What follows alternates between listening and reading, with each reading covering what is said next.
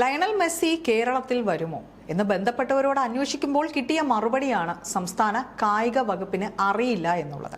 എല്ലാം അറിയുന്നവർ മന്ത്രിയുടെ ഓഫീസിലുള്ളവർ മാത്രം എന്ന് മറുപടിയിൽ പറയുന്നുമുണ്ട്. മെസ്സിയെ എത്തിക്കാൻ സ്വകാര്യ കമ്പനിയെ സർക്കാർ സ്പോൺസർഷിപ്പ് ഏൽപ്പിച്ചുവെങ്കിലും ഇതുമായി ബന്ധപ്പെട്ട് ഒരു തരത്തിലുമുള്ള കരാറും ഉണ്ടാക്കിയിട്ടില്ല എന്നാണ് അറിവ്. മെസ്സിയുടെ വരവ് ഏറെ നാളുകളായി നാട്ടിലാകെ ചർച്ചയാണെങ്കിലും കായിക വകുപ്പിന് ഇതേക്കുറിച്ച് ഒന്നും അറിയില്ല.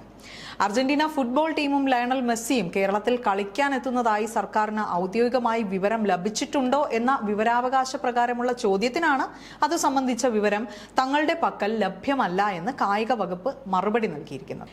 ഏതൊക്കെ തീയതികളിലാണ് മെസ്സിയും അർജന്റീനയും വരിക, അല്ലെങ്കിൽ ഏത് സ്റ്റേഡിയത്തിലാണ് കളിക്കുക, ആരാണ് എതിർ ടീം, എത്രയാണ് ടിക്കറ്റ് നിരക്ക് തുടങ്ങിയ ചോദ്യങ്ങൾ കായിക മന്ത്രിയുടെ ഓഫീസിന് കൈമാറിയിട്ടുണ്ടെന്നാണ് വകുപ്പ് വ്യക്തമാക്കുന്നത്.